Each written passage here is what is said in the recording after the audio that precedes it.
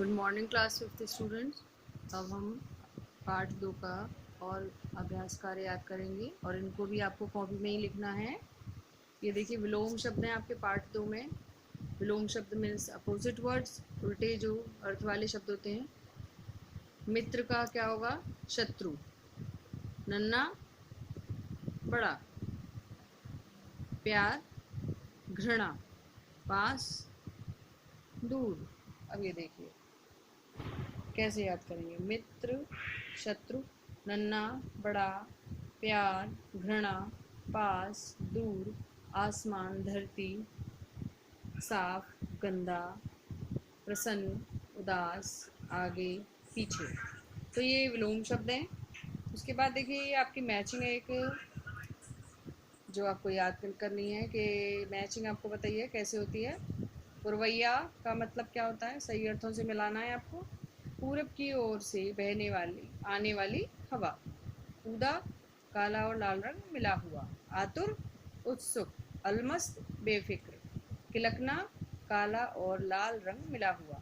तो बच्चों यदि आपको शब्दार्थ जो मैंने याद कराए थे वो यदि याद होंगे तो आप इस वाले कार्य को बहुत ही आसानी से याद कर सकते हो और मैचिंग भी आसानी से कर सकते हो। देखिए नेक्स्ट पेज पर आपका है पर्यायवाची।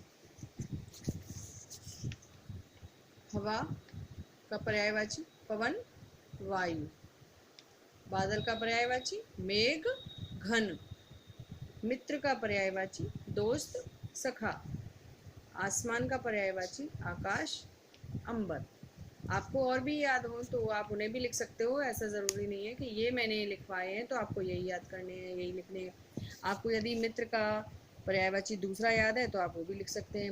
हवा का आपको दूसरा कोई पर्यायवाची याद है तो वो भी लिख सकते हैं। ठीक है।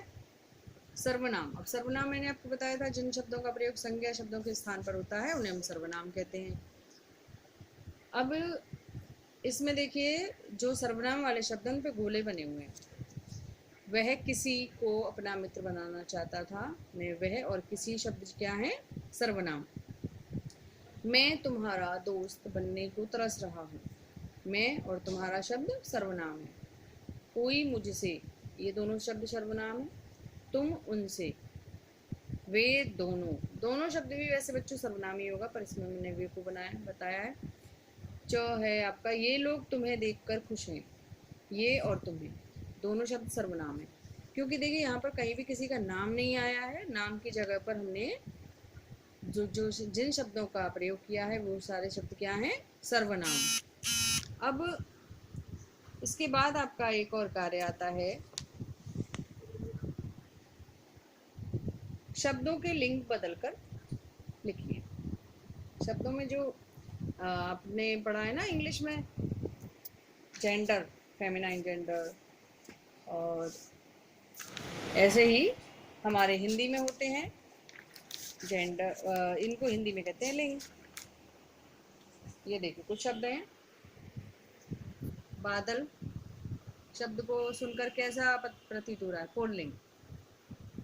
निराशा शब्द क्या है? स्त्रीलिंग। घर, घर शब्द क्या है? पुल्लिंग। बच्चों आप पूछोगे कि ये पता कैसे चलता है कि ये स्त्रीलिंग शब्द है या पुल्लिंग शब्द है? तो ये पता ऐसे चलता है जब आप इनको बोलते हो तो कैसे इनका उच्चारण आता है। उस भाषा में आप देखिए, उस उच्चारण में आप हम इनको पुल्लिंग में बोलते हैं या स्त्रीलिंग में बोलते हैं। जैसे बादल आते हैं, गरजते हैं। बादल गरजती है ऐसे नहीं बोलेंगे ना, बादल गरजते हैं, यानी कि हम उसका जो प्रयोग है पुल्लिंग में करते हैं, इसलिए वो बादल शब्द पुल्लिंग। निराशा होती है तो निराशा स्त्रीलिंग हो गया।